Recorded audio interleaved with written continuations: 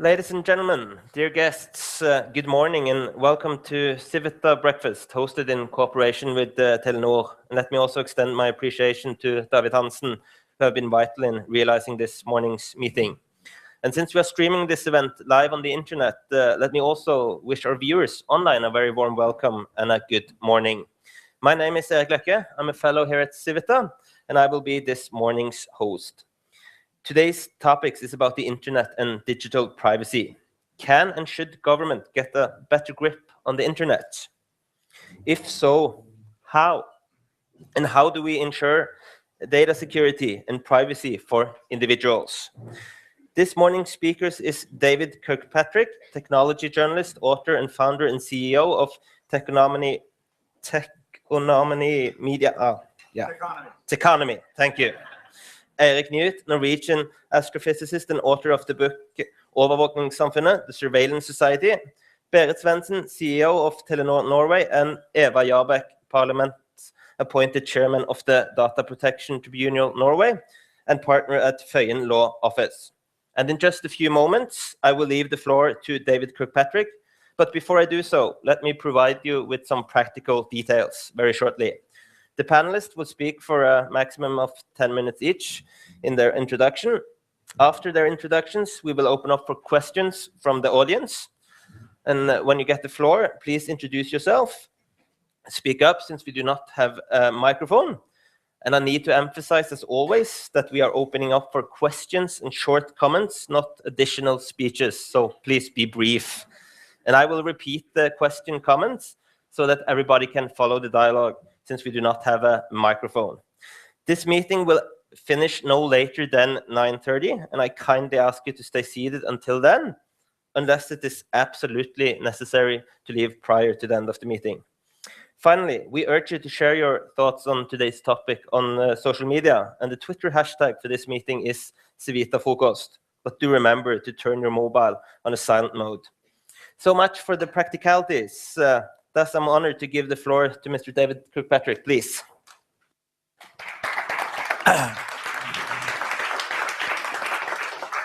Well, unlike you, who were just told to keep your remarks short, I thought I was only going to make short remarks and I didn't have to give a speech. So I'm not really totally prepared, but I thought I'd maybe just make a few brief comments about the environment. And not only did the main thing that really qualifies me to be in a conversation like this, aside from being a tech journalist for many years, is I wrote a book about Facebook. So I have quite a bit of insight into that company, and it does provide a lens that's interesting for a lot of other things. But with regards to the internet in general, we are at a crisis point right now. I think that's pretty widely agreed. And I would say there are plenty of reasons why. One is simply the pervasiveness that it's acquired in all of our lives, and the sort of universality of its services to all of us, that we become so dependent on it. But unfortunately, it's not only us that have become dependent on it, but it's also the NSA, among others. And that is really one of the main problems, that governments really think that it's their territory. And I think that's the big problem we have to solve. Not that governments need to do more, but that governments need to do less.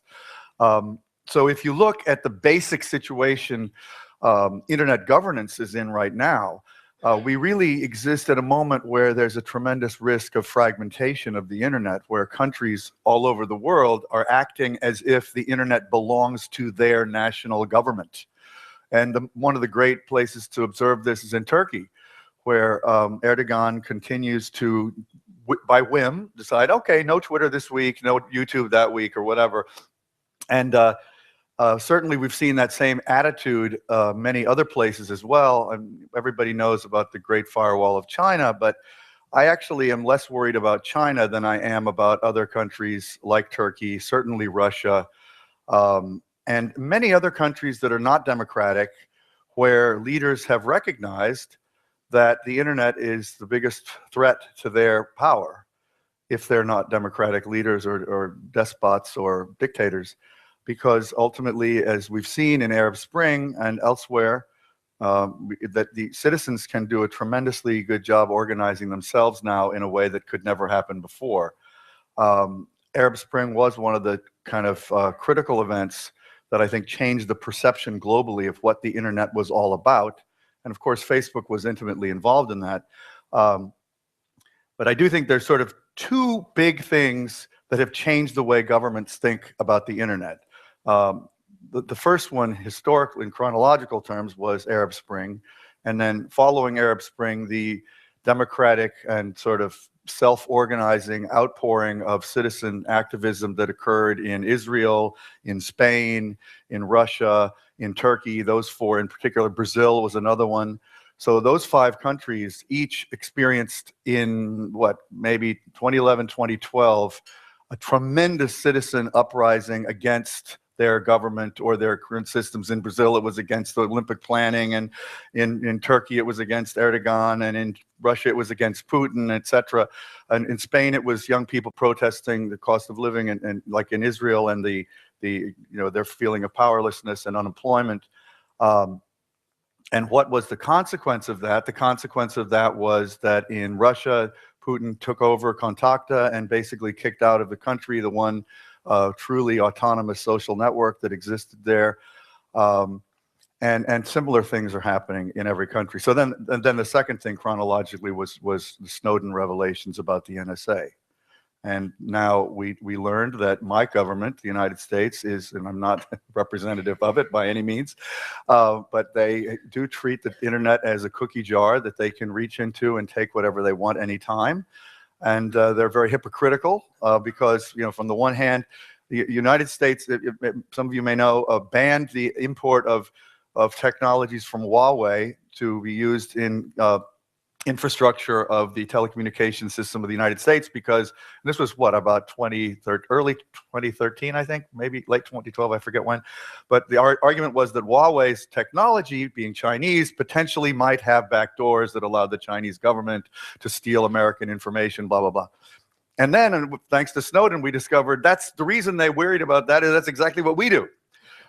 We've been installing backdoors into Cisco and IBM and Google and Facebook and all kinds of American, perceived to be American-owned systems. And that's a very, very bad problem that has undermined confidence in the internet. And I think those two things, the citizen outpouring that was evidenced in Arab Spring and the demonstrations in the countries I mentioned on the one hand, and the Snowden revelations on the other hand, basically have made governments around the world aware and put them on notice that the internet is a much more powerful tool than they thought. It's a powerful tool both for their citizens, and it's a powerful tool for their enemies. And that means they now think they have to take control of it and basically operate it as if it was a government entity. So right now, the crisis is manifested in the reorganization of ICANN and some other systems, but particularly what ICANN is going through in attempting to create its own autonomy from the US government, which it's been a creature of historically. Even though ICANN has been operated on its own, it's been basically doing so with the permission of the US Department of Commerce, which sort of created it in the 90s, or whenever it was, a long time ago. And ICANN is desperately trying to reposition itself as a non-American organization with a multilateral governance. And they're making progress, but they're not there. And if they don't succeed, this problem is going to get much worse. So basically, that's just a few observations from me, and then I'll sit down and listen to my colleagues, and maybe we can have a discussion about it. So should I go sit? Oh, back then. Thank you, David Kirkpatrick. Berit Svendsen, please, the floor is yours.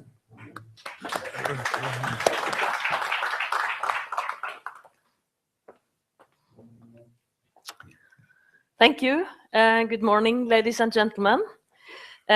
Customer insight is key to good customer experience. I shop most of my clothes in a special store.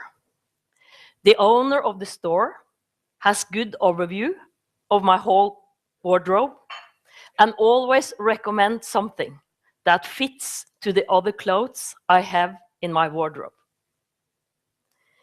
As a customer, I really appreciate to see me, know me approach. This is a mom and pop store, and it's not really scalable.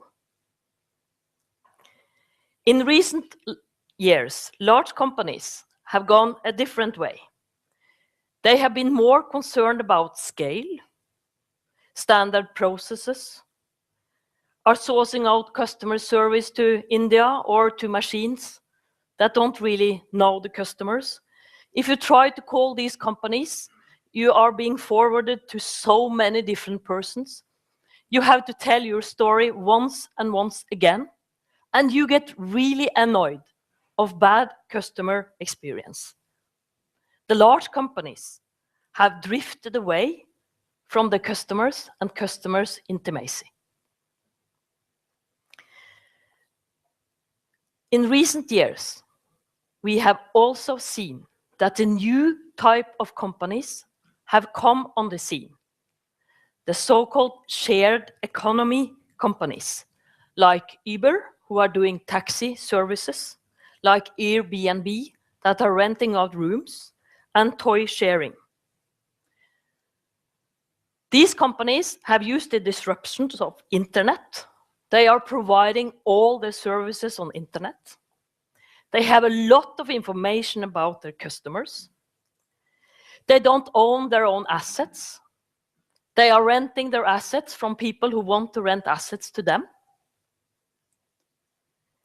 And they are trusted by young people because they are huge successes in most countries.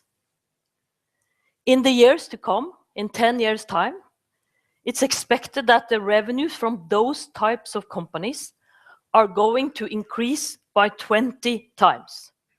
It's going to be a huge economy by sharing companies.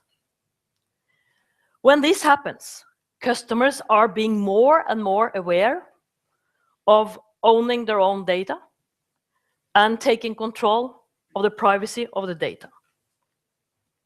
A study that is done by Telenor Research are saying that telco operators in Europe are rated higher as a trusted company or trusted companies than Facebook and Google.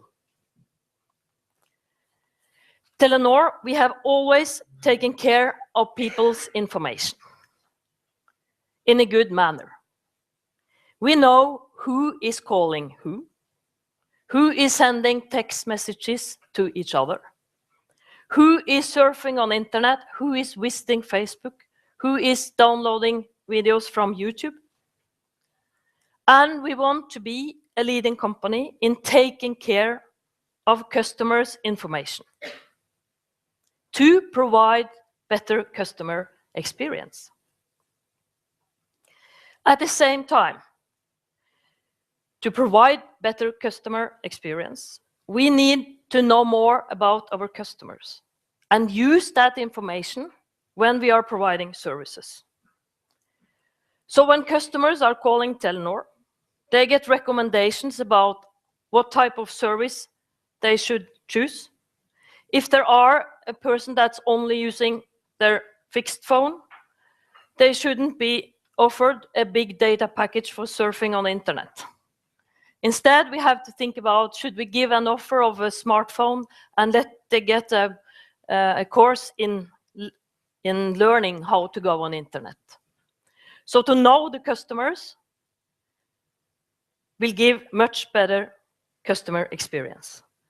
And we are working with that in all touch points. And we are using the data about our customers to provide better customer experience. Our vision is to empower societies. We are operating in 13 different countries. We have over 180 million customers. In each country, we are operating according to local law. The new thing with us is that we are going to report publicly interceptions, lawful interceptions, and when we are delivering out communication data to governments in each country. In Norway last year, we delivered out 6,000 times data from our network, who is calling who is sending text messages to who is surfing on Facebook, to the government in Norway. In addition to that, we had 1,431 lawful interceptions in our network, asked by the government. In such a way, citizens in all the countries we are operating can compare the data. What's going on from the government in each country regarding lawful interceptions and getting out information from the different networks. Going forward, there are some huge trends coming. Internet of Things. In 10 years' time, there will be more things on internet than human beings. To have control of privacy and security will be essential. When you can monitor and do everything with the things that are on internet, we need to know what we are doing. And in that way, we think it's very good that we are a trusted company to take care of customer data. And we are ready to take that challenge going forward as well.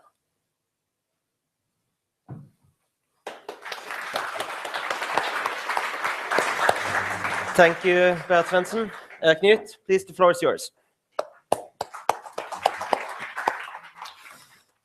Thank you. Can everybody hear me? Yeah, that's great.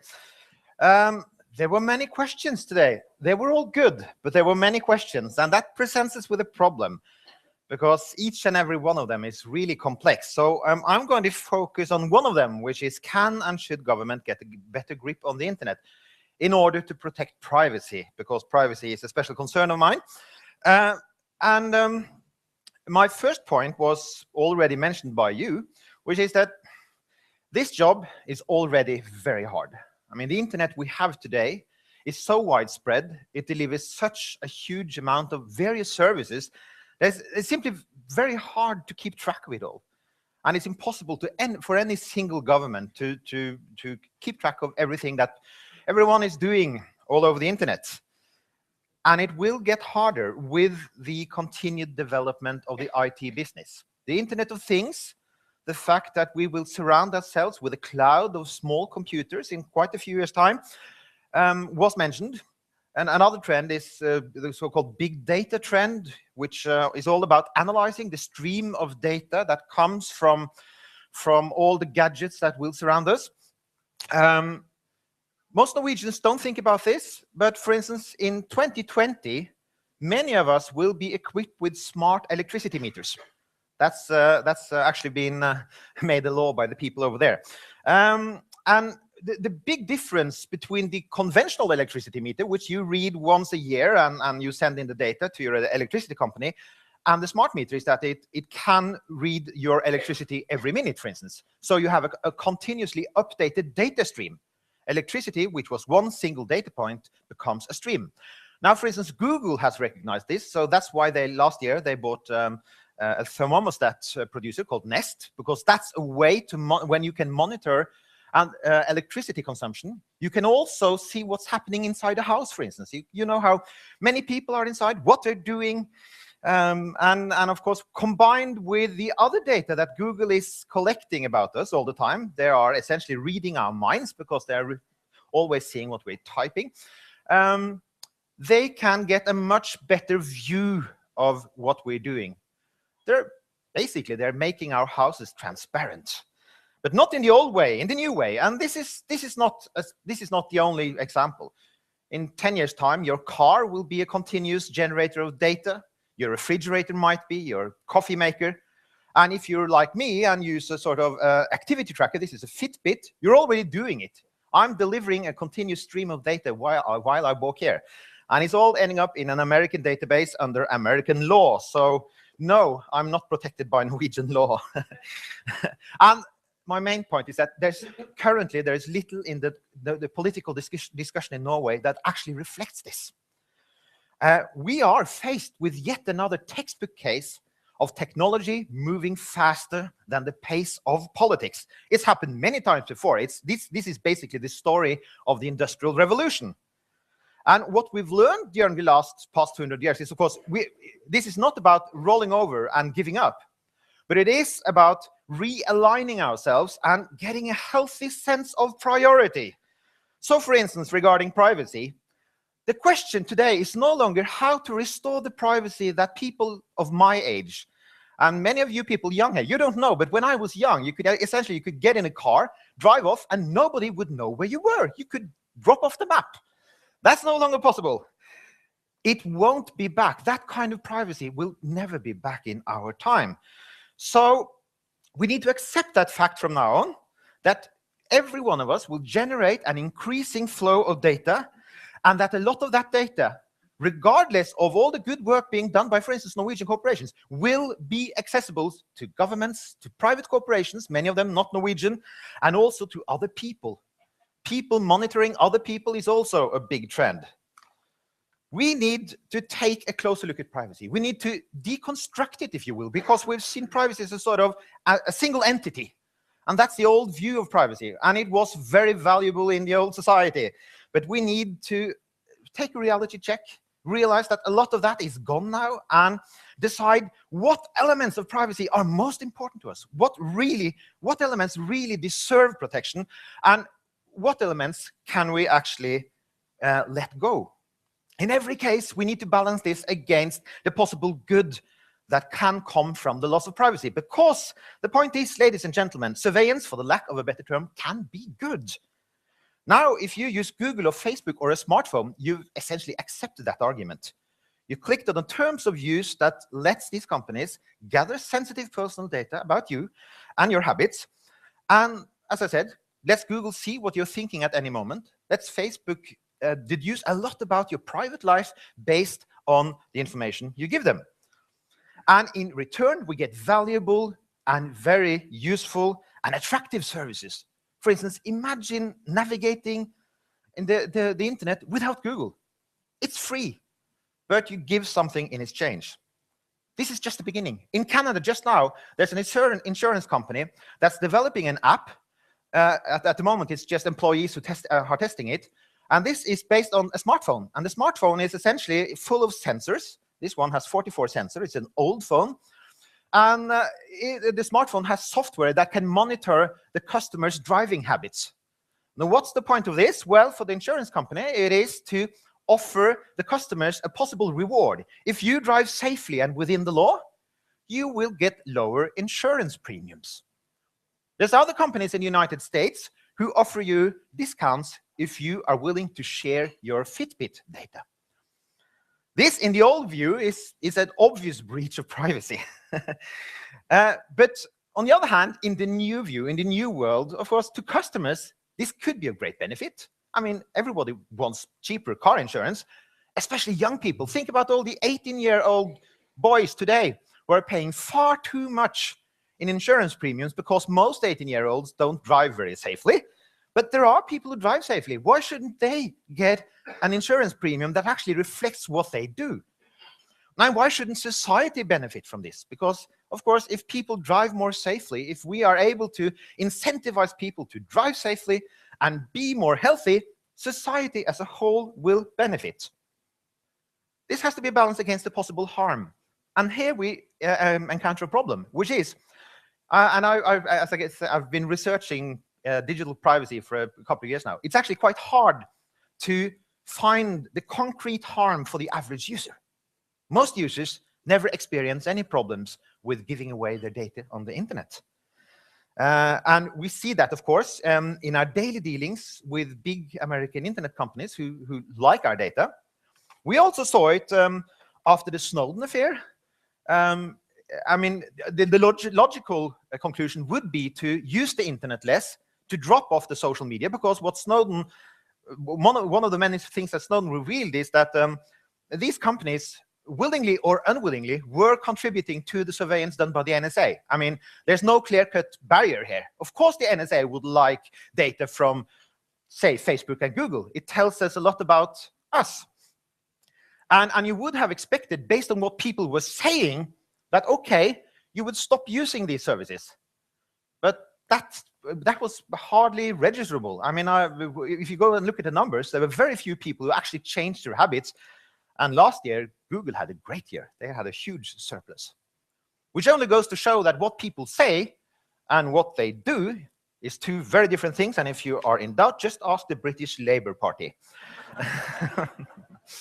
In 2009, an EU commissioner called Megleva Kuneva said, personal data is the new oil. It's the currency of the internet, which presents us, and she's right. Everything that's happened since 2009 has proven her right. It presents us with a paradox, which is this, and we discovered that during the Snowden affair, that Europeans were also being surveyed by the NSA through American companies, which we are using partly because there are no good European alternatives. Now, why are there no good European alternatives? Well, one of the reasons might be that we have such good privacy laws, because these companies, after all, are dealing with personal data. And one thing the EU is very fond of doing is reining in these companies and trying to restrict their use of private data. And again, this presents a paradox for the EU, because most of the growth, a lot of the growth in the IT sector in the coming years will be in the private data business.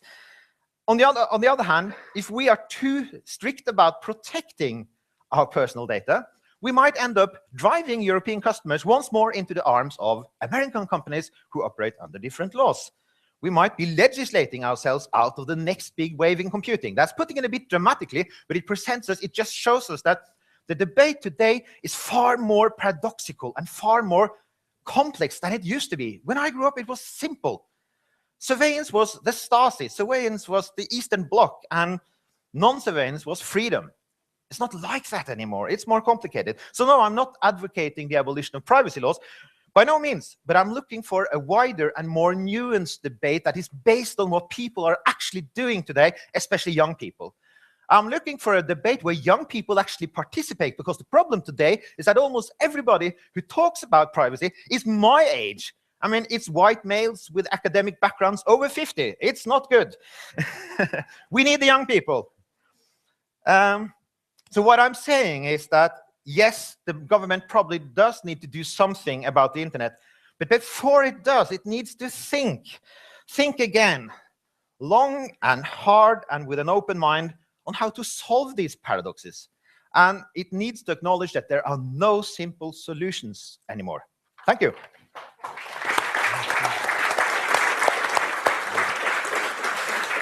Thank you, Eirik Newth. The final panelist, Eva Jarbekk, the floor is yours.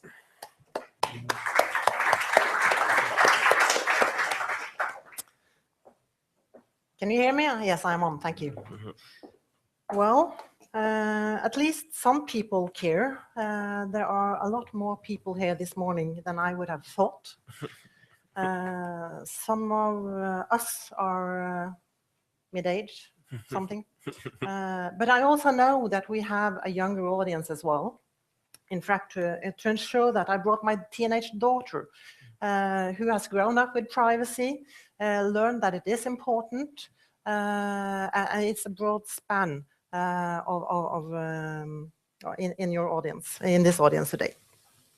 I was afraid that maybe I wouldn't have any points left coming at the end of this very competent panel. But I have some points. I'm glad to hear that, or to see that. First, I would just recap on what is the internet. And the internet is, of course, a lot of things.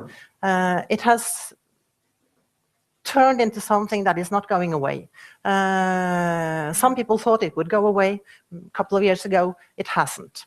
And we're using it for things that nobody really could imagine it would be used for just a few years ago.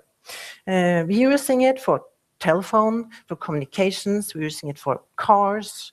It's an instrument for many vital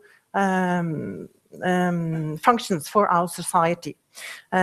We wouldn't really have, or if internet goes down, our society will not function as it does. And it is, unfortunately, rather vulnerable.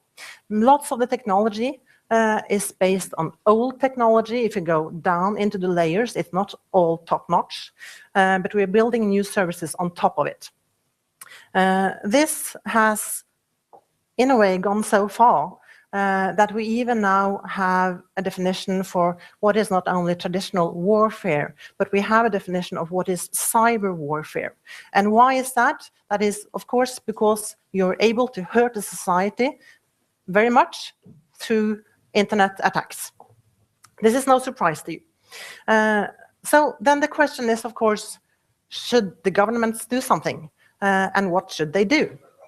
Now, internet, as some has mentioned before me, is very much administered through ICANN and other organizations. It's a so-called multi-stake arena, where ICANN and the United States has a big say.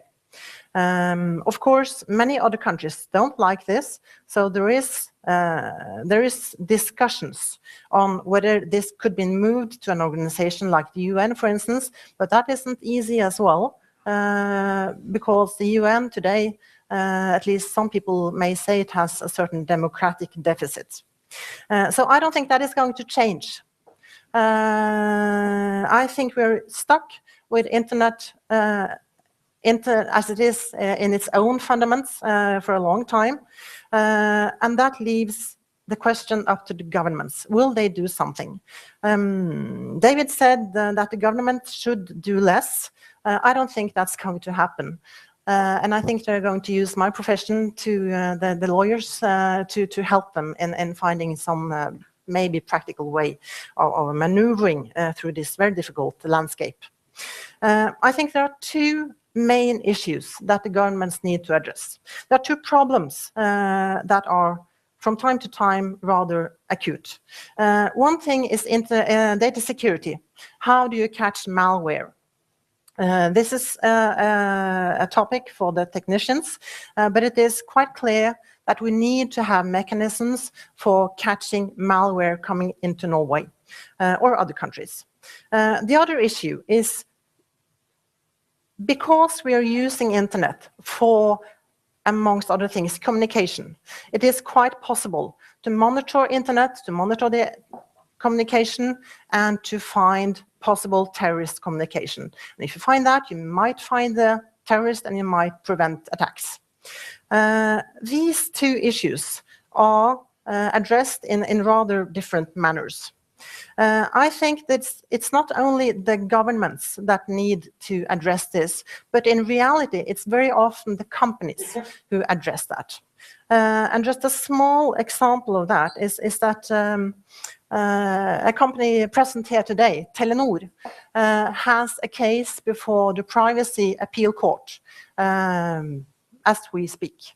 And it is no secret, I can mention it. I know some secrets, but I won't mention them. The case has to do with data security, malware detection, and what Telenor wants to do is to keep certain logs, internet logs, IP logs, not everything, just a small part of it, I won't go into what it is, for 21 days. And the Norwegian DPA, the Data Protection Authority, Datatilsynet, says that 21 days is too short. You have to keep it, you may have it, but you may have it for a couple of hours. Now, the DPA and Telenor didn't come to any agreement on this, so it's now being decided by the Privacy Appeal Court, probably next week, if we're lucky. If you're lucky, maybe. It takes time, there are difficult issues, many things to discuss. But I think it illustrates very good that we have legal framework for in what degree the companies may protect us. And that is really important. If we turn to the more terrorist threats that you can discover through internet. There is just a quite recent example. The Norwegian military had a group called the Expertgruppen, which gave a view just now after Easter. And on page 75 of the report, you will find it says that most of the communication of Norwegians go through cables, and maybe technology has changed so much that there is a need to access and to monitor in certain cases, what happens. Now, this is a kind of a parallel to the Swedish FRA Act, but it has been surprisingly little debated in the public area or arena, in my opinion. And I think it's interesting to see that question in parallel or in paradox to what the Norwegian police intelligence suggested just before Christmas last year, when she suggested that we might keep and save data published on social media, because it's interesting to see how known terrorists have interacted back in time. And I think that suggestion survived for 3 hours, 4 hours. And then almost all political parties came out and said, that's not peaceable. We don't want that. What we put on Facebook and other places is ours, and the government is not going to act on that. Okay. So where am I going? I'm going to the end. I think that we are entering a time where we will have more surveillance.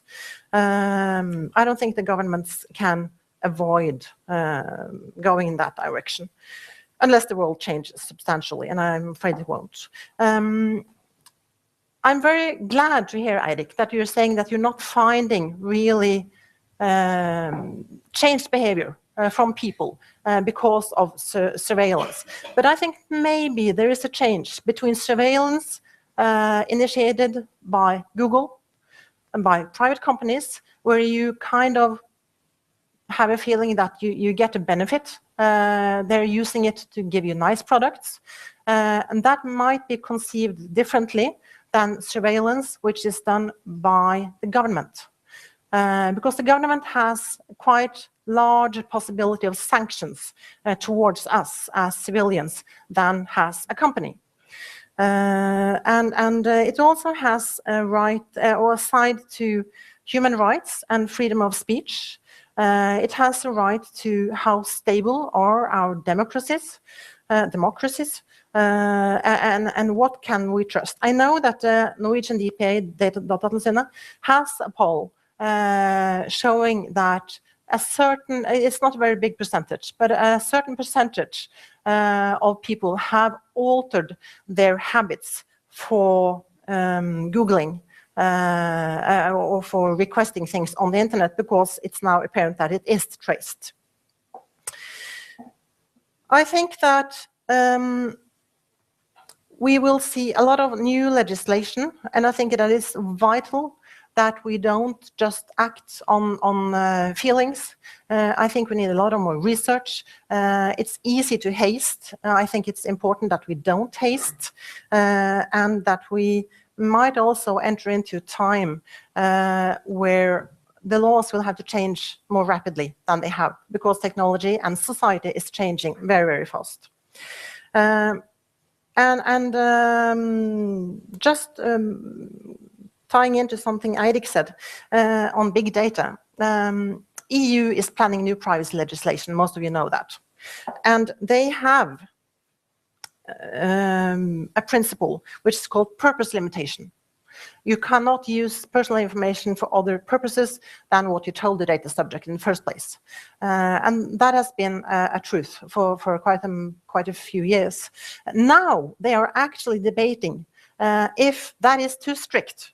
They are debating if the purpose limitation should be weakened in the view of big data, because the argument goes that the benefits of analyzing big data might be so big that we don't really have to go back to the data subject and ask for a new consent. You should just be able to continue and go ahead with new analysis. And that is a very, very, very big shift in the logic. If that will go through, maybe I doubt it, but I know that it will be very difficult to place the responsibility of balancing what is the better for the society and what is better for the data subject.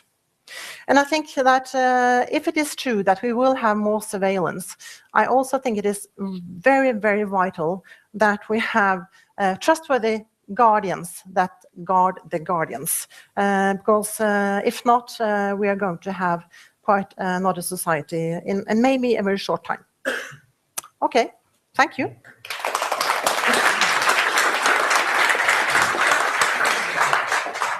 Thank you, Eva Jarbekk, and thank you to all the panelists. Very shortly, we're going to open up for Q&As from you, but while you can register to the speakers list, I'm just going to follow up the introductions and have a short question, but I will follow if anybody wants to register to the speakers list. Hearing all of you, I thought about the question if people really are worried about surveillance or how they should. So let me ask all of you two questions. Firstly, should we be worried about surveillance, and why do you think so many people are not worried? Are they correct? I can start with you, David Kirkpatrick. My impression is that people don't change their behavior, as mentioned. They're not worried about everything's happened after the Snowden revelations and so on. And do they think they're right not to be worried? Well, actually, there is data that some people, I think 15% of Americans recently said they had changed their surfing behavior post-Snowden. Right now, my own personal opinion is we don't have too much to be worried about, but my opinion also is that it's very possible that in the not distant future, we could have very good cause to worry. And I wanted to just clarify and complete maybe the thoughts that I had when I was up there, because the thing I really wanted to convey is that the global unitary nature of the internet is probably the central reason it has become so important. And to the degree we fragment the internet and allow it to become something different in each country is to the degree we reduce its capacity to bring the global benefits that we think are possible from it. And when I hear people say, governments necessarily, inevitably are going to regulate it further, the thing that comes to my mind is that there are majority of governments are way less enlightened than the one you have here in Norway. You happen to have the privilege and the luxury, as I do, of living in a country that more or less values privacy and personal freedom and really does believe in democracy. And unfortunately, that's not the prevailing view in the world today. And I think one of the most disturbing things that came out of the Snowden affair is that, once countries around the world saw that the United States did not really have protections that we thought they had in terms of what could or could not be used, what could or could not be done with the data generated by the internet, the fact that the US was intruding has now been used by every non-democratic country in the world to justify their own intrusions. And the further democratic countries go down the road, and it's typically done in the name of preventing terrorism, of allowing intrusions, what we just have to be clear-eyed and realistic about is that those exact same justifications will be used by non-democratic governments for things that are truly reprehensible. So at that point, which I think is quite possible, there will be very good reason to worry. Berit Svendsen, I could maybe change the question a little bit and asking, is it a good thing for Telenor that people are not so worried about surveillance and data registrations and so on? I think there is an increasing concern amongst our customers to care more about taking control of their own data. And surveillance that are being used for prevent terrorism and criminal cases, that is a good thing for everybody. So lawful interception and the government taking out data from the networks in Norway are actually being used to prevent or try to find out about criminal cases. When this is said, I think we need more transparency around what is going on, because we all know that the NSA in the United States are storing a lot of data about us. I think we should have a requirement that we should get insight as individuals into those data. What are they being used for, and why are they stored there? So we need transparency. We need to be open about it. The governments all over the world need to be open. I think that's the way forward. If we are not open about it, we don't trust our own governments. We don't trust the service providers. Eirik Newth, could you elaborate a bit of why do you think that, some people change their behavior, but the vast majority don't, is my impression, and why do you think that is the case? Have they nothing to worry about? Two reasons. Firstly, because modern mass surveillance is actually very unintrusive. The fact is that all of you are delivering data all the time to databases, and yes, we now know that, for instance, American intelligence agencies have had access to some of these data, also on Europeans, but none of you noticed, because it's not done that way anymore. There's not another person sitting at the other end listening to your phone conversations, for instance. It's algorithms. It's automatic. So yes, it's regarded as non-intrusive, and on balance, it's more beneficial. The other reason is, and that was actually confirmed by John Oliver in a very interesting interview. It's on YouTube. He was talking to John Oliver, who is a talk show host and comedian, and he was mentioning his usual argument about all the data that the NSA has gathered over the years. He said, it's like the NSA is holding a gun to our collective heads. I think that's the term he used. And then he sort of backtracked and he said, well, I have to admit that it hasn't happened yet in a democratic society. I mean, yes, we're mentioning all these non-democratic countries, but we need to remember that we are not there are still a lot of democratic countries, and what we are lacking are good cases of this kind of surveillance actually leading to the horrible states that we are always being told they will lead to.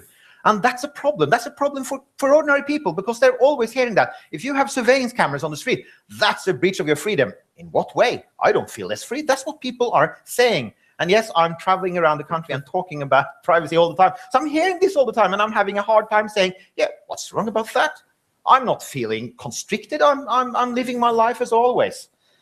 So yeah, I think it's based on experience, and if you want to argue against it, you actually have to present some cases. Now, there was a case that Snowden could have mentioned, and also that was the case of Richard Nixon, who actually used surveillance in a democratic society against his opponents, but Snowden forgot to mention it. So there are cases, but they are rare, and I think many people are aware of that. I just want to mention that our next breakfast meeting is about, is democracy in decline? So that could also be a question about David Kirkpatrick. You want to I just wanted to say I actually disagree with that, because even though it may be true about Norway and the United States, and I don't disagree in those contexts, it is not true in Turkey, Central Asia, Egypt, Vietnam, and many other countries where governments already are using these tools to tremendously repress speech and behavior. In Vietnam, bloggers are in prison.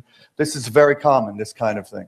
Yeah, but I was talking about democratic countries, firstly. And secondly, are we putting the cart before the horse here? Because, of course, an undemocratic or repressive government, of course, it will use surveillance as a tool for repression. But what the argument has been is that surveillance will lead to repression.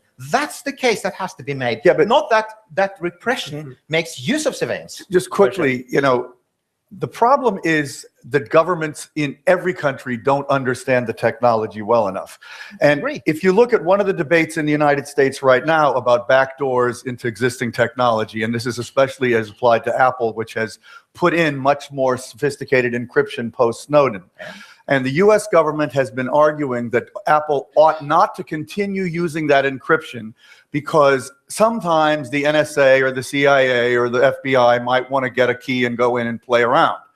Well, the problem with that argument is that if the US allows that to happen, Vietnam and Egypt and Turkey and China and Russia will all also demand that same privilege. So you can't have it both ways. The problem with these systems is they're global systems. Yeah, but then again, getting back to it, that doesn't, for a Norwegian, that Norwegian policies might lead to something in Vietnam. It actually doesn't concern them much, and that's my point. You have to argue from a Norwegian reality if you are going to convince Norwegians.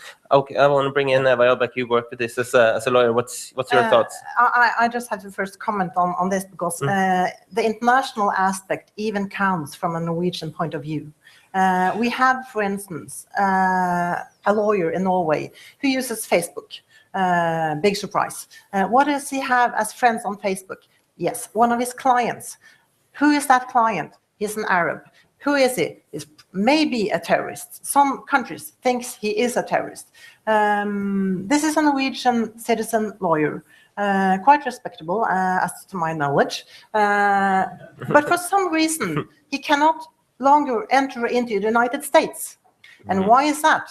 Because we have this international Facebook I guess this is the reason,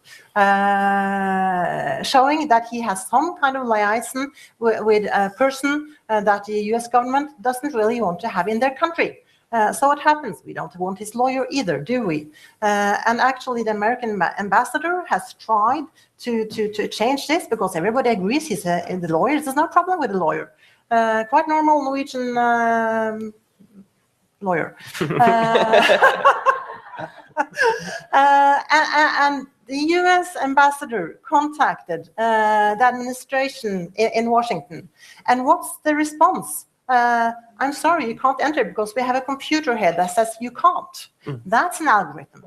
That's a real consequence for a Norwegian citizen. And I think we're going to see many more issues like this, because you can't delete these data traces. They're there and they will stay there. Erasing data, wiping data is for beginners. It won't happen. And as we interact, I mean, if I was planning on taking work in Saudi Arabia, somewhere in Asia, I would actually go through, maybe it's a bit late, but I would really consider how is my public profile, and I would kind of maybe hope they don't know what I think at home or what I communicate. It's not that I'm saying something that I shouldn't, but it can be interpreted in ways that we don't see. And I think that's a big, big, big challenge. I'm going to give the floor to you very quickly, Berit Svendsen, but I just want to make sure that I haven't ignored anyone. I haven't noticed anybody wanting to come forward and take the floor, but I once again urge you and remind you that you can take the floor if you want. Just give me a sign. Can I just, I just remembered another example. Sure. I know of a teenager in Oslo who was traveling to US as an exchange student, and he was going to a rather conservative area in the US through a professional agency, of course. What do? They give him a nice family in the US, and before entering, they just Google him. And what do they find? They find that he has declared himself as an atheist. On Facebook. Now this is a problem, and he gets a note from this agency saying that might not be such a good idea, because you know you're going to a very Christian society and you declaring yourself as an atheist might be difficult. Now that case didn't come to anything, but the global issue is highly important. Sorry. I'm back to that. The United States should be more transparent about what are they doing with the data and how much data are they storing and to what purpose. And it's not something new that they prevent people from going into the United States. I remember when I was younger and we got those notes that we have to fill in before entering United States. If you were a communist or a Nazist, I think you haven't any chance to go in there. So there are nothing new that they prevent people going in. But the new thing is that they have those enormous amount of data that they combine in different ways and that we don't know about. I think that's the new thing, and they get a totally different overview than they had earlier, and it can get much bigger consequence because they combine everything that we don't know about. David Kirkpatrick, I want to ask you, I mean, when people look at the internet, it's always difficult to get a grip on it. And I mean, if you look into the future, what do you see? How do you see that the internet as an infrastructure is going to develop?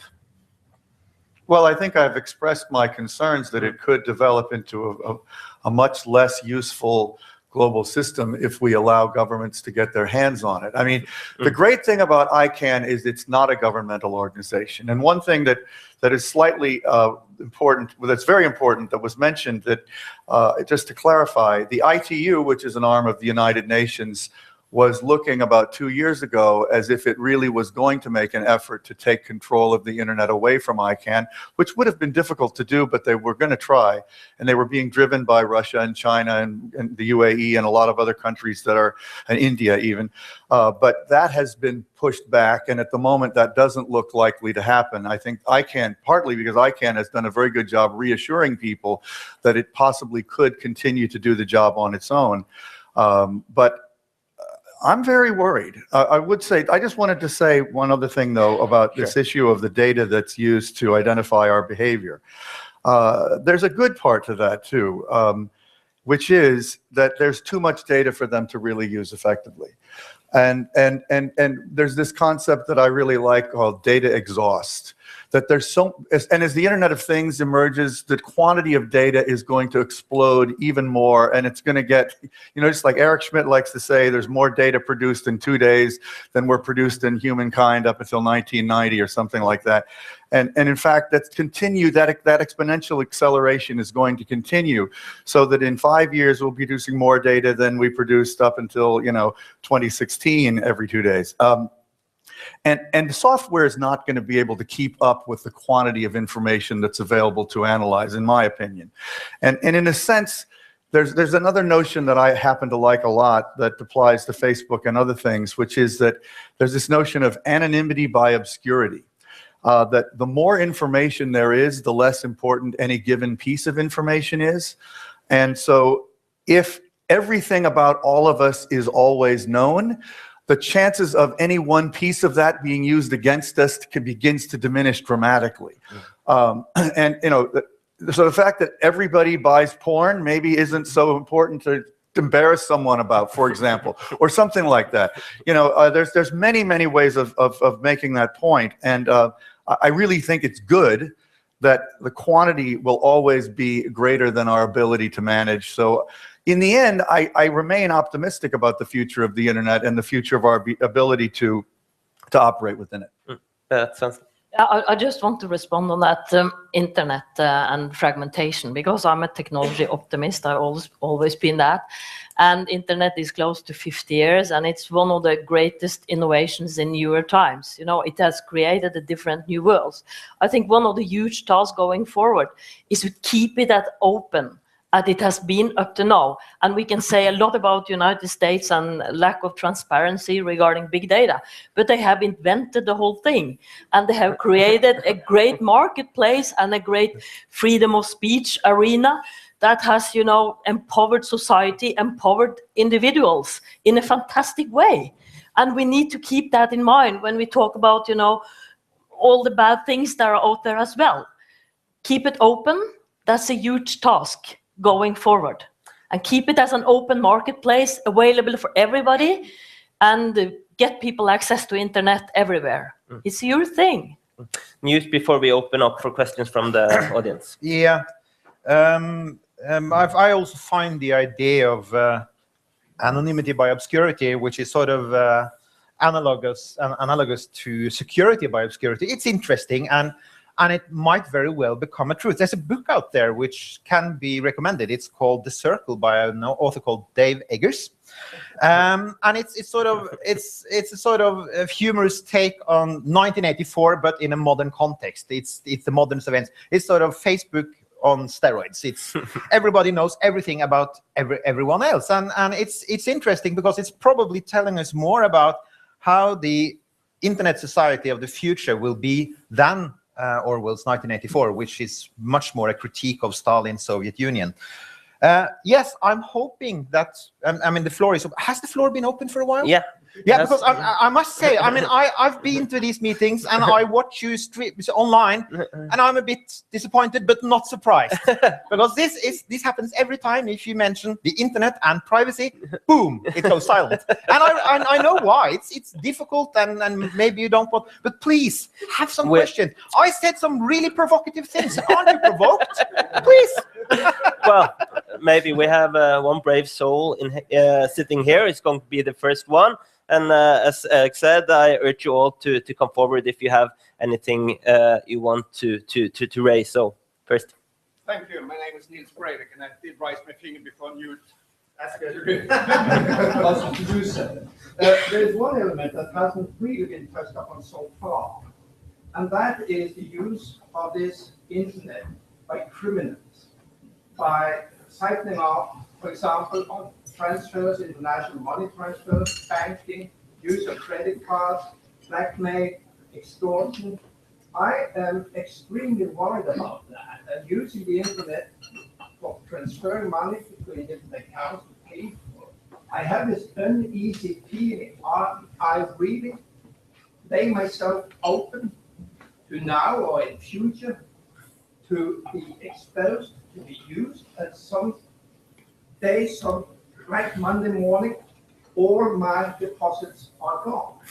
That really worries me, and it worries me that the panel hasn't really touched upon this. You're touching about a lot of other things and what you can do for us. But don't take our money away. So the question is about the possibilities for criminals on the internet. I mean, it should probably be a good tool for criminals as well. Eva Jarbekk. Well, I kind of meant to touch into that, but because money transfer and lots of other functions is one of the vital things that we have to make sure works in society. In addition to especially energy. If we don't have money and we don't have energy, we're rather lost. And somehow it turns out that electronic communication is vital for both of those two. And I think that is one of the big engines that is fueling country surveillance. And I can assure you that there are a lot of bureaucrats working on how to ensure your money. But they need to survey in order to be able to do that. And then, of course, there's the debate on how long can you store the logs that Telenor says that they need, but other bureaucrats say that they don't need. And if you ask a third bureaucrat in another department ministry, they will probably have a third opinion. Yeah.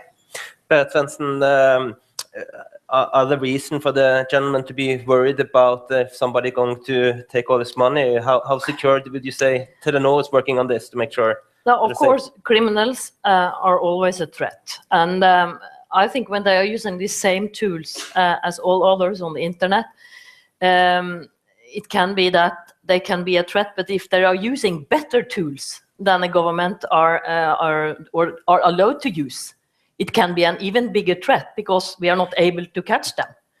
So, of course, that's happening. And I think this is a requirement for the laws to speed up because the technology is moving very fast. And it's not only criminals, it's foreign countries that can take those tools into use that our own government are not able to use. So we have to think about that. And one thing I'm more worried about, to put it that way, is cyber attacks on Norway. That can put Norwegian critical infrastructure into black. It can totally set off the whole country. We will not be able to communicate. They can take the power supplies as well. If they do that during the winter, we will freeze. We are not able to use our payment cards in the shops. We don't have any currency anymore because the banks are closed. And we don't get health service. That can put us back in old-fashioned ways. So that I think this is a much bigger threat than only criminals. But this can also be done by criminals. This can be done by foreign countries. And we have to be aware. And back to what Eva is saying, to have preparedness about that in Norway, to let government cooperate with the telcos, with everybody that has critical infrastructure, with the power companies. It's so essential. And when I read about the Minister of Justice last summer, he said that the denial of service attack on Norway was handled in a good way, but not fast enough. And that scares me, because that types of attack has to be handled in real time. If you don't stop them at the front, the border, sometimes I'm thinking in Spanish. It's not a good thing. At the frontier, at the border, you get a problem.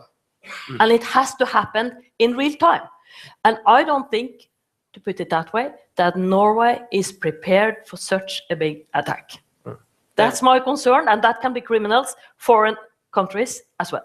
David Kirkpatrick. Well, 2 points. One is that I think to the degree we have a surveillance society already, I think we see public security and safety has improved dramatically. I mean, isn't it amazing how many crimes by stupid criminals are stopped and solved immediately these days by public security cameras. I mean, if you can't believe how idiotic these criminals are, that almost anything they do today is being recorded.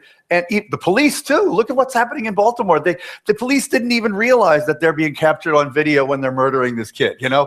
I mean, that's the world we're living in now, that in fact stupid people are getting caught much more easily. On the other hand, at the high end, with crime, it's always an arms race, and with digital crime, it's the greatest arms race. And smart criminals, which unfortunately still exist, and many of them are attacking us all the time, are succeeding within limits, but we are also constantly building our defenses against them.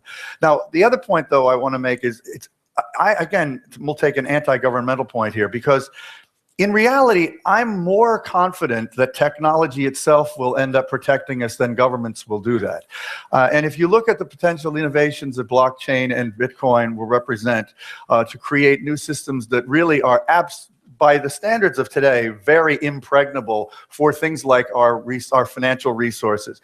I think it's quite possible that we will have digital currencies that are way easier to protect. But I will not count on government being the ones to build those systems, because those systems, the most reliable way we can think of doing it is completely bypassing government and creating these decentralized, highly secure systems like a blockchain-based one. So I think there's a lot of opportunity there to have more security for our financial behavior. I've noticed 4 people wanting to come on the speakers list, so great, but remember we have to end within 9:30. I noticed you first, and then I also noticed you are sitting there, and next, and the woman behind you first. Hi, my name is Anja Østberg. I have a quick question about the privacy implications of the challenges to net neutrality. And then I'm referring to the Facebook introduced internett.org. What would the privacy implications be, or other implications? So privacy implications of net neutrality on Facebook. David Kirkpatrick, you have any thoughts? Well, there's been a lot of talk in the last 2 weeks about, particularly in India and in the United States, among generally, I think, technologically ignorant political activists, that internett.org represents a privacy threat to the users in the developing world. Which I disagree with, simply because, in general, with people who have had no access to the internet up to now, to say that you shouldn't give them any access to the internet within limits, because by doing so you're jeopardizing the privacy of their behavior, to me is a very condescending and elitist way of looking at the situation. So, you know, it is true, based as I understand it, and this has just come out in the last week, that the way that data is being treated by internett.org in developing countries where it operates in Africa and Southeast Asia is less secure. But for the people who are in the position of using that data, they are universally people who've never been on the internet before. So my opinion is it's probably better to let them, and Facebook claims they're going to try to improve the security of those systems, but there are challenges to doing that, and I don't know the technical reality there. But, you know, I think it's easy to get very alarmed about sort of subsidiary problems with some of these new systems, but on balance, anything that increases the number of people in the planet who are connected, to me, is a virtue. Next from the speakers. My name is Eirik. I have a question for David.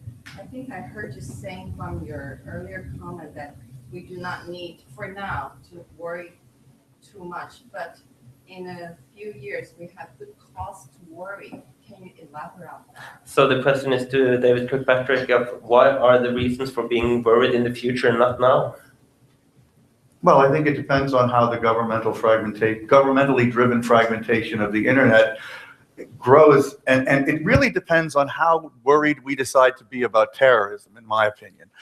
I personally don't think we should be quite as worried as we are. I think there are plenty of other virtues to security that would outweigh the potential risks that terrorists might be harder to catch. So, but I think that, unfortunately, you know, if there were a major terrorist attack in the United States, for example, in the near future, which I don't think is impossible, I think you'd see the sentiment so dramatically shift towards protection of society that government would be given license to do literally anything it wanted. And then I'm afraid after that, that we would all be in greater jeopardy. That's my opinion. Eirik Newth? Yeah, I agree. I mean, one of the things we've seen historically is that surveillance has been driven by events. That goes for and emotion. So yeah, I mean, for instance, we've had previous scandals such as the Snowden revelations. For instance, you had the revelations from the 1960s and 70s in the United States that showed that the CIA and the NSA were actually surveying hundreds of thousands of Americans. Not in the same way as today, but based on the same principles. And that was driven by a real fear, the fear of communism, for instance. And yes, ISIS is definitely in a position to drive us into those kinds of actions today. And we need to be aware of that also when we talk about surveillance in Norway, because yes, we've had the terrorist attack, but it wasn't a jihadist attack. It was a single person. If it had been something organized from abroad or within a bigger circle in Norway, we might have seen a different reaction than we saw, for instance, when it comes to legislation. We know that it can happen again here as well. We are vulnerable. Europe is vulnerable. And we have to be aware that these events drive politics in this area. And so this debate can change so rapidly. And that also goes to say that while people are when you ask them in polls that they are generally skeptical of surveillance, it's also pretty clear that this is not a very hard point of view. It's not hard. It's quite easy to move it when something dramatic happens. And that's a big challenge because it's probably going to happen. Just quickly, the statistics showed that after the Snowden revelation, something like 65% of Americans opposed NSA surveillance. Now, with ISIS in the news and all this other stuff, that number has dropped down to like 30% or under 30%. So it's exactly what you're saying. Eva Jarbekk, let me ask you. I mean, after 22nd of July in Norway, I mean, which was a really profound impact in Norway. I mean, it hasn't been that much discussion or politicians wanting to raise the level of surveillance, or what is your view? If we have tackled that situation quite well, haven't we? I think that's a yes and a no. I think you will find many people saying that the police should have stopped him before. And I think that there are quite a number of police officers who feel that they are not made responsible, but that's a large number of people say that they should have stopped him. But that wasn't because lack of surveillance, was it? They had they had information. He had been buying this kind of material and that kind of material. And if you put it together, if you big data it, 2 and 2 suddenly it turns out to be 5. I think this is one of the reasons that you see a drift towards more surveillance in the police and the military sector. It's largely driven by the fear of terrorism in the military sector and the police sector. But I think it's that's manageable in a way. I think it's very important that we have good democratic discussions, that we have legislation that is well debated, because there are pros and there are cons to almost anything. And technology is difficult. And I think it's an important question. What are the real benefits of the surveillance that we are implementing? It is possible to say something on that. And it's very often based on feelings. And feelings is a very large element, but a very unstable element in these issues. And we are left with this legislation for many years. So we should do a good preparatory work. Berit Svendsen, before we move on to the 2 last questions. I think one thing is surveillance and getting a lot of data in from different customers and different views and survey everything. But the other thing is actually to use it when things happen. And that's about preparedness. I think 22nd of July was also about how prepared were we to handle the information that actually came into the police and the cooperation between the different units. So there are many more than just surveillance. You have to handle the data. And as David is saying, NSA has so much data and they are probably not able to use it in an effective way. Let me also ask you, before we move on to the 2 last questions, Berit Svendsen, there has been some discussions when Telenor invests abroad in regimes that are not exactly democratic. How do you view how the regimes maybe are going to use your technology to do surveillance and so on? Is this, there are probably some pro and contras here that you have some dilemmas. Yeah, of course, it's a dilemma. It is a problem when you are going into countries that are not, seen as democratic as Norway and many Western countries. But what we have done now is to say that we will openly publish the lawful interceptions and how much data or how many times governments are asking for data from our networks. And if we go out and report that openly in a transparent manner, we mean that citizens can put pressure on the different governments. What are they using the data for? But this is a difficult dilemma. Gentleman over there. I would like to step back to something you said, David, about an event we certainly not would like to see happen, and that's if somebody created a cyber attack and took out the power or took out communication, the money transfers, the healthcare, etc. But if I remember correctly, way back in '63 or something, the internet or ARPANET was designed just to, counter that. I mean, that was the great design behind the internet, that if something is taken out, there will always be another network to replicate data. So what happened with technology in this respect?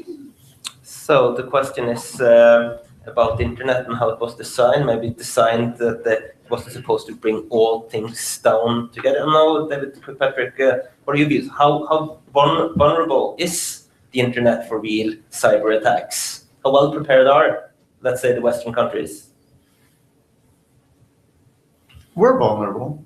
One of the interesting things that I've heard, the Sony attack was a very noteworthy example of a state-sponsored attack on a company, which was extremely effective to the point that it stopped the entire system of the company from working. It wasn't just stealing data, it was shutting down all the systems of Sony. And the general understanding is that any US company and probably any Norwegian company today would be vulnerable to the exact same thing. If that amount of energy were deployed against any company, they would all fail and they would all completely be immobilized. The arms race that I was describing in terms of public safety and crime is also very much in effect here. We are improving even since Sony, we have developed and started selling, certain companies selling systems that actually are more safe, but still not safe enough. Meanwhile, particularly in Russia and Eastern Europe, there's tremendous criminal and governmental supported hacker networks that are really, really, really capable. The internet itself is probably not at risk at the moment, although it's often been asked, what if the 13 peering points were simultaneously attacked with state-of-the-art technology and with the support of a very powerful government, say Russia or China? If that were to happen, I'm not certain that the internet would continue to operate. I think that's unlikely, though. Berit Svendsen, you mentioned it earlier. So what would you say the things that Norway and Telenor should do to be more prepared in case of attacks? Yeah, but I would just ask that I answer that question first, because when I was working at the research department in Telenor during the end of 1980s, we had a picture of Paul Spilling. He was a famous researcher at that time. And it was a picture of him disconnecting the internet from Norway because it was only one connection to internet. And that went into Telenor's R&D department. And that was easy to stop internet attacks at that time. And he really did. Nowadays, it's so widespread. There are so many connections into Norway, but there are some main connections. So what Telenor has a special responsibility because we are the largest internet and mobile operator in Norway, and we will carry, all the bad things to companies and consumers and to government if there is an attack on Norway. So we are very critical in that situation, but the banks are critical. the every is critical because they are doing everything for the banks regarding the IT systems. The government is critical, so we have to cooperate in a real time to prevent the attack and get rid of it. And we are not there yet. When do we get there? I don't know. We are not prepared to do it in real time. It's more that we are handling the attack, DNB is handling the attack, the government are collecting afterwards what did happen, instead of being there together with us. We have to learn, because if you know the attack, you are able to take it away. But if you don't know it, you have to analyze, you have to get information from abroad. What is this all about? How do we handle this attack to filter it out? So it's all about real-time preparedness, cooperation. Eirik Newth. Yeah, on the one hand, of course, it is very important to be prepared for these all-out attacks. And if you want to see a visualization of that, you can switch on to TV3 and watch Die Hard 4 whenever it's on. It shows what happens when you take down everything. I'm actually, I mean, yes. Is that actually possible, the fire sale thing? Yeah, I've seen some research that said, for instance, that yes, American power companies have been attacked. But I'm actually more concerned with the sort of general background noise. Yes, you might have this huge cyber attack, but rather this people experiencing, if they see an increase in this, for instance, attacks on our money supply, making things unsecure, taking computers hostage, which is a new thing, and erosion of trust. And that's important to all the businesses that operate on the internet, because you need people to trust, for instance, vital things like money supply. For instance, a few years ago, we had a huge spate of ATMs or cash machines being hacked by criminals. And I'm certain I was not the only one who stopped using them at that time, because I realized that there was a pretty good chance that if I took out money, cash in central Oslo, there would be a camera there and a scanner. So I stopped using them, and I was not alone, and actually they're now being phased out. And I'm more concerned with that than the big, huge cyber attack, the sort of general background noise, and the increase in the sort of the threat surface. I mean, the more gadgets we have, the more things that are online, the more possibilities you have for attack. There's actually a short story there. Michael Hayden, the former head of the NSA, according to Der Spiegel magazine, he was reportedly some years ago in Washington, D.C. and was buying a new cell phone with his wife. And a young guy came up to him in the cell phone store and said, here's the latest iPhone, it's brilliant. And one of the best things is that there's 400,000 apps there. And according to Der Spiegel, Michael Hayden turned to his wife and he said, he really doesn't know what I do, does he? Because to me, 400,000 apps is 400,000 possibilities of attack. and of course, he's right. I mean, the more things, the more apps we have, the more little things can happen to us. So I'm more worried by that than this sort of, it's good that we're prepared for the big one, but I think the smaller ones might be more important in the long run. Maybe I ask you to be the devil's advocate, Eva Jarbekk, and say, don't we have to recognize and acknowledge these risks because that we are a free society and we can't surveil everything? I'm not sure I understand the question. That we have to recognize the risks, that we can't prepare for everything.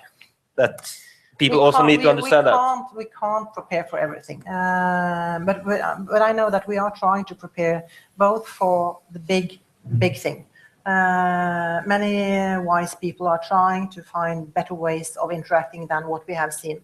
But I think it's also very important that we are putting the possibility just for the private companies so that they can maybe take care of the small things. Because I think government is focusing on the big issues naturally and rightfully.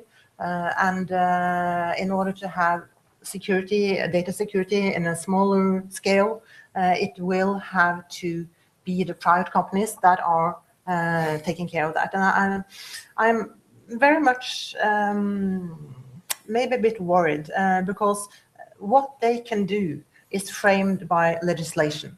And we are, in a way, quite restricted in Norway on what we can do today, except that today we have the privacy legislation it's EU driven. And today it's a directive, which means that we can have more safety rules, and we have. I promise you, we have a lot more than, for instance, in the UK. You can do things in the UK you can't dream of here. And if you go to the US, it's different again. And now we're seeing the new legislation coming up, and that will not probably be a directive, it will be a regulative. And from a regulative, you can't add very much more security. There are some few exceptions, but it will have to be incorporated as is. And the interaction between the US and EU and how this is going to be interpreted is going to be a big, I was going to say headache, but I should say challenge. Right. And for many, many years to come. Right. Last question from the audience, and we have the final remarks afterwards. Yes, hello, my name is Frida. I'm from Australia. It's actually a follow-up to what you just said, because one of the traits of Norwegians, we are really trustworthy, but also at the same time quite naive. And I think it is the FB boss who said that there are two social companies: those that have experienced an attack and know it, and those that don't. And how can we raise awareness and knowledge about these threats? Because it's not necessarily just attacks, but also based on human failure in companies. So it's about a question that is going to each and one of us, and how to raise awareness. Laws cannot solve everything. There is also awareness among people, and maybe less naivety. So let's take that question with us, how to raise awareness among ourselves. I think we can go with Eirik Newth first. Any final thoughts? And also maybe answer the question how to raise awareness among ourselves? I think the raising awareness thing might be my final thought, because that's what I'm all about. I mean, I'm in my work, what I do is I write and I lecture, and I want to raise awareness about these things. And what I'm looking for is more people who are independent, actually, not necessarily part of a business or part of a government agency, but simply more people out there who are interested and raise these questions. And also make use of their experiences, but because that's an important contribution here. We all have experiences with what's happening now, and make use of them, and take part in the debate. Do it online, do it in all kinds of public spaces. Next time we talk about this here, you could raise your hand more often, for instance. So I think that will be my challenge to the audience. It's yours from now. Eva Jarbekk, any final thoughts? Yes, I think one of the key issues is knowledge. If you know what it is, you have some ideas what may be done. Challenge, of course, is that even a technologist doesn't necessarily agree with the other technologist of what works and what doesn't. But I see a very close connection between data security, privacy, technology. And even though there are some very good initiatives in educating young people in Norway, I also see some things that surprise me. For instance, when I was in the university, we had a very excellent professor, and we were taught privacy in Norwegian. Now they have a very excellent professor who is he's from Australia. They now have privacy education in English. That is perfect. But I'm not. I'm even though I think that it's a global society, I think maybe we should have this in Norwegian. I think it's a bit strange that it's not focused upon more, and that it should be present more places. But it's coming. You see a bit of both. But education is vital, and that also the word that we have in Norwegian, tverrfaglig, that it's multi cross-sectoral. Yeah, you need to know a bit of many things. Yeah. Berit Svendsen.